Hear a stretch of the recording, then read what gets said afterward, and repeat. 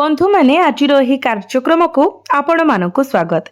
आज कार्यक्रमटी बिछा राशि व्यक्ति विशेष मान बहुत गुरुत्वपूर्ण अटे, बहुत ही खास अटे। कारण ए सेप्टेम्बर मासरे आपण जीवन में 7टी गुरुत्वपूर्ण घटना घटवाक जाउछि। एगुड़िक विषय शुणी आपण देहरु झाल बहिजिव।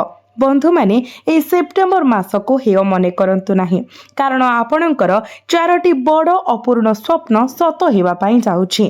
आपणकर समग्र परिवार आनंद रे नाचिब, संपूर्ण खुशी रे नाचिब। कारण एपरि एक विरल एवं शक्तिशाली महाजागतिक समन्वय प्रायतः घटे नाही। मु जाने वर्ष वर्ष धरी आपण गोटिए परे गोटिए समस्या को दूर करिबा पई अत्यंत संघर्ष करिसेंती। जेपरि आपण गोटिए संकटरू रक्षा पाइले सेहीपरि अन्य एक तुरंत आपणको आपत्त करिब।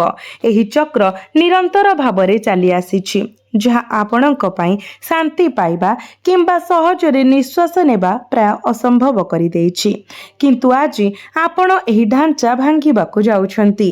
सेप्टेम्बर रे 4टी प्रमुख ग्रह राशि परिवर्तन करिवे एवं जो भाग्य आपणको लुह एवं निद्राहीन राति कराइछि ताहा उज्जवल भावरे उज्जवलित हेबा पई जाउछि। आपण एबे प्रस्तुत हेबा उचित, कारण देवी लक्ष्मी स्वयं आपणक द्वार देशरे ठिया होइछंती।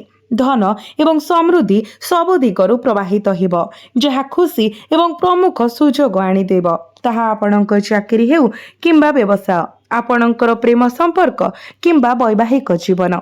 एही सेप्टेम्बर मास मने रखिबा पई एक मास हेब, किंतु गोटिए भूल परे गभीर अनुताप कराई पारे। आपण देवी लक्ष्मी को असंतुष्ट करिवार आशंका रहिछि, जे वर्तमान आपणक द्वार देशरे अपेक्षा करिसेंती। तेणु त्रुटि पई कोनोसी स्थान नाही। आपणको बहुत सतर्कतार सहित चलिबाको पड़िबो। बंधु माने सेप्टेम्बर मासरे प्रमुख ग्रह परिवर्तन घटिबो। प्रथमे सेप्टेम्बर 3 तारिख रे शुक्र तुला राशि रे प्रवेश करिवे, जहाँकि आपणकर द्वादश भावरे।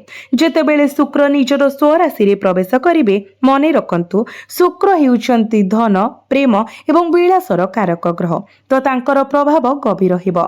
आपण देखिबे जे जो व्यक्ति आपणक ठारु मुह फेराई नेउथिले, जे आपणको स्वीकार करू नथिले किंबा आपणक सहित कथा हेउ नथिले एवं जे आपणको अणदेखा करूथिले, से एबे आपणकर प्रशंसा करिवे। सेई व्यक्ति आपणको उच्च सम्मान रे रखिबे। मु ଏହା काहेकि कहूछि, कारण जेतेबेले शुक्र निजर स्वराशि रे प्रवेश करंती, जणे व्यक्तिंकर करिश्मा एवं आकर्षण वृद्धि पाए। बंधु माने आपण सर्वदा आपणक प्रियजनक पई बहुत कष्ट सहिचंती।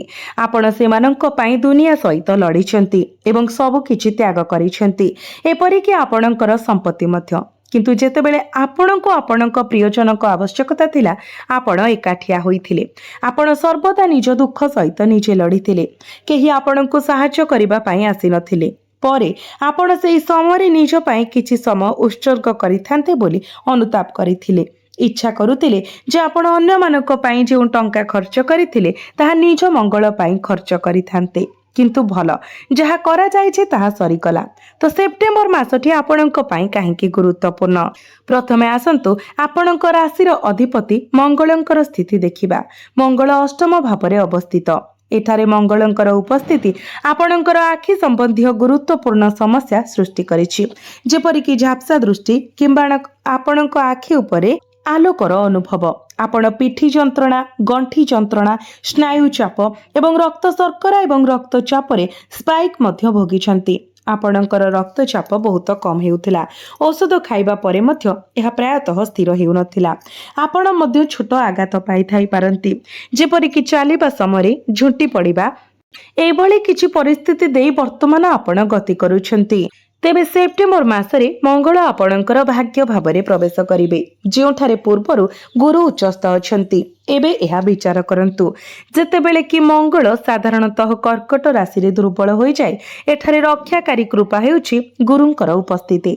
जेहेतु गुरु एक उच्च राशि रे अछंती, मंगलंकर दुर्बलता बातिल होई जिवो। एक नीचभंग राजयोग सृष्टि हेबो, जहा आपणक पई शुभ खबर। एही परिवर्तन आपण सम्मुखीन हेउतबा भाग्यर अभाव को दूर करिवो।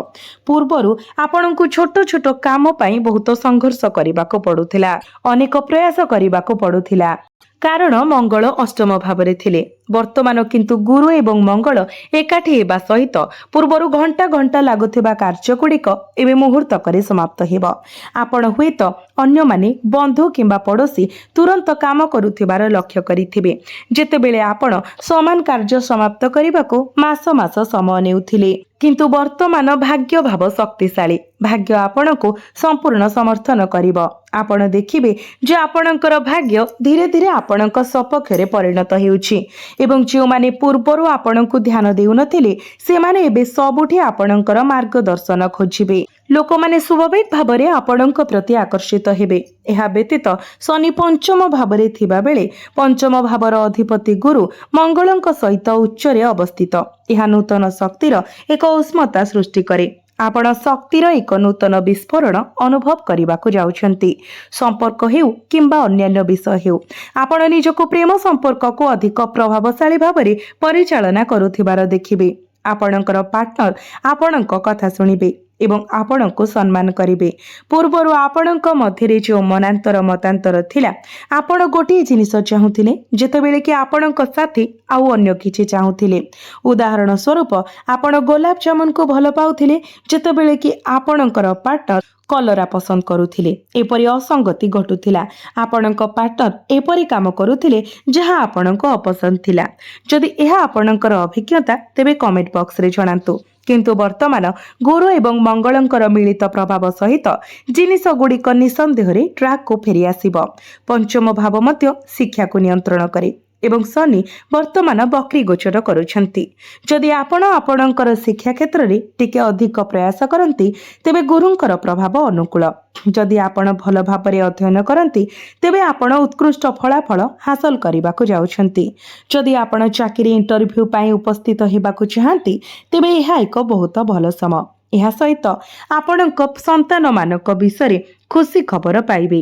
ଆପଣଙ୍କର ପିଲାମାନେ କିଛି ସଂଘର୍ଷର ସମ୍ମୁଖୀନ ହୋଇପାରନ୍ତି ଏବଂ ସେମାନଙ୍କୁ ଜିନିଷ ଗୁଡ଼ିକ ବୁଝିବା ପାଇଁ କିଛି ସମୟ ଲାଗିପାରେ, କିନ୍ତୁ ଶେଷରେ ସବୁକିଛି ଧୀରେ ଧୀରେ ଠିକ୍ ହୋଇଯିବ। ଏହା ବ୍ୟତୀତ ଧ୍ୟାନ ଦେଇ ଶୁଣନ୍ତୁ, ଆପଣଙ୍କର ଷଷ୍ଠ ଭାବର ଅଧିପତି ମଙ୍ଗଳ ଏବେ ଗୁରୁଙ୍କ ସହିତ ଯୋଗ ଦେବାକୁ ଯାଉଛନ୍ତି। ଆପଣ ପୂର୍ବରୁ ଏପରି ଲୋକଙ୍କ ସହିତ ସାକ୍ଷାତ କରିଥିବେ ଯେଉଁମାନେ ଆପଣଙ୍କ ମୁହଁରେ ବହୁତ ମିଠା କଥା କହୁଥିଲେ ଏବଂ ଦୀର୍ଘ ସମୟ ପାଇଁ ଆପଣଙ୍କ ସହିତ ଠିଆ ହେବାକୁ ପ୍ରତିଶ୍ରୁତି ଦେଇଥିଲେ, କିନ୍ତୁ ପରେ ଆପଣଙ୍କ ସହିତ ବିଶ୍ୱାସଘାତକତା କରିଥିଲେ। ଲୋକମାନେ ସେମାନଙ୍କ କଥାରୁ ଓହରି ଯାଇଥିଲେ, ଗୋଟିଏ ମୁହୂର୍ତ୍ତରେ ଏକ ଚୁକ୍ତି ଶେଷ କରୁଥିଲେ ଏବଂ ପରବର୍ତ୍ତୀ ସମୟରେ ଏହାକୁ ବାତିଲ କରାଯାଉଥିଲେ।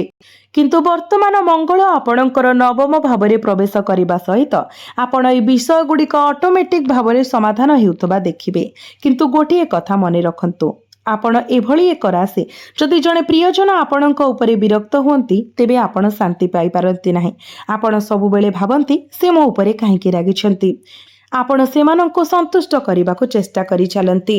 ସମସ୍ୟାଟି ଥାଏ ଯେ ଦୋଷ ପ୍ରାୟତଃ ଆପଣଙ୍କର ନୁହେଁ, ଅନ୍ୟ ବ୍ୟକ୍ତି କେବଳ ଆପଣଙ୍କର ଫାଇଦା ନେଉଛି। ସେମାନେ ଜାଣନ୍ତି ଯେ ଆପଣ ଜଣେ କୋମଳ ହୃଦୟର ବ୍ୟକ୍ତି। ସେମାନେ ଯେତେବେଳେ ଚାହିଁବେ ଆପଣଙ୍କୁ ହସାଇ ପାରିବେ ଏବଂ ଯେତେବେଳେ ଚାହିଁବେ ଆପଣଙ୍କୁ କନ୍ଦାଇ ପାରିବେ, କାରଣ ଆପଣଙ୍କର ଚାବି ସେମାନଙ୍କ ହାତରେ ଅଛି। ସେହି ଚାବି ଆପଣ ନିଜେ ସେମାନଙ୍କୁ ଦେଇଛନ୍ତି। ତେଣୁ ସେମାନେ ଆପଣଙ୍କ ସହ ଯେପରି ଇଚ୍ଛା ବ୍ୟବହାର କରନ୍ତି।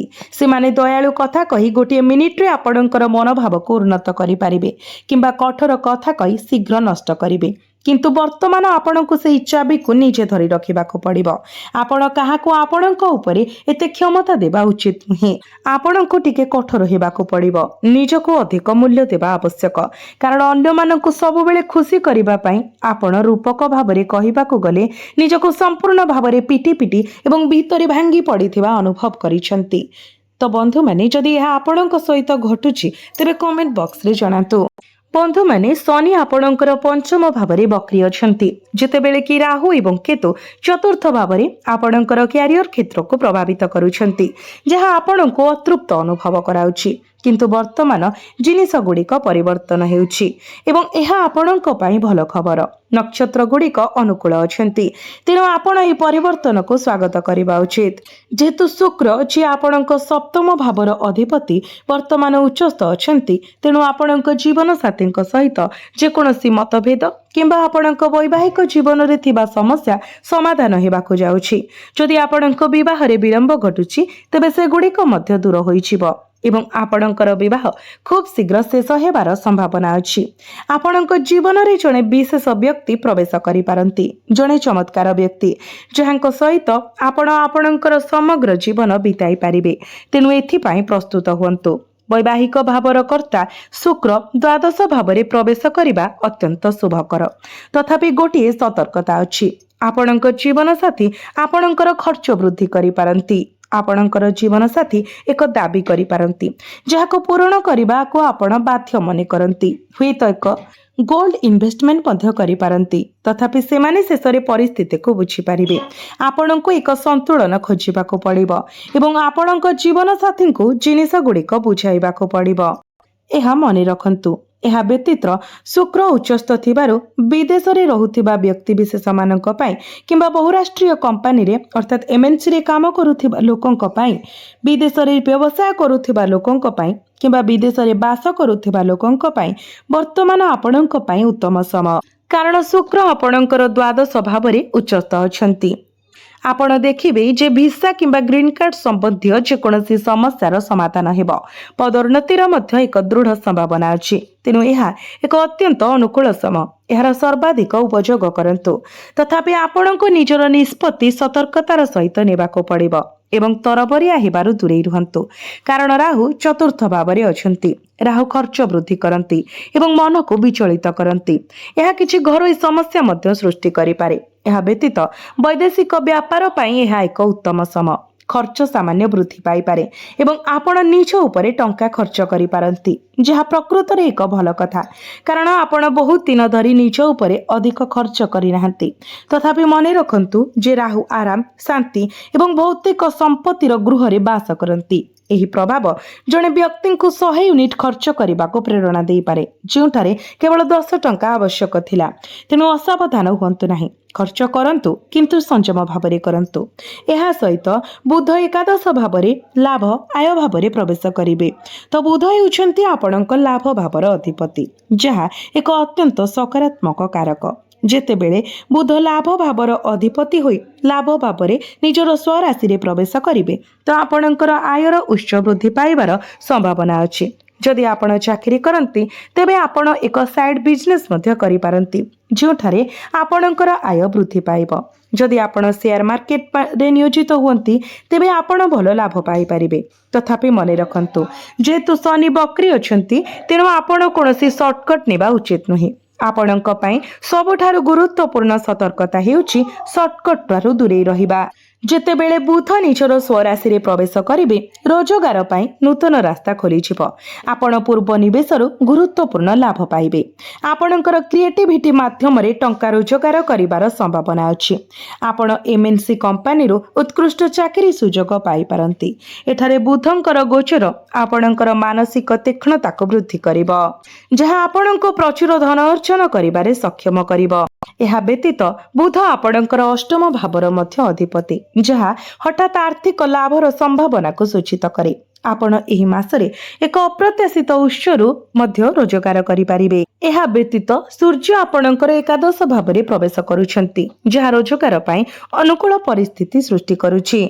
तो बंधु माने अधिक शुभ फल प्राप्ति करिबा पई आपण प्रत्येक दिन हनुमान चालीसा पाठ करंतु। प्रत्येक दिन मंगलंकर बीज मंत्र 108 थर जप करंतु एवं प्रत्येक दिन आपण उदित सूर्य को तंबा पात्र रे जलार्घ्य अर्पण करंतु। आपण को अधिक मात्रा रे शुभ फल प्राप्ति हेबो। एवं आउ गोटे कथा भल भावरे मने रखंतु, शॉर्टकट ठारू निजको दूरेई रखंतु एवं कोनोसी असंगति एवं खराब कार्य रे फसंतु नाही, नचेत शनिଙ୍କ द्वारा आपण दंडित हेबे।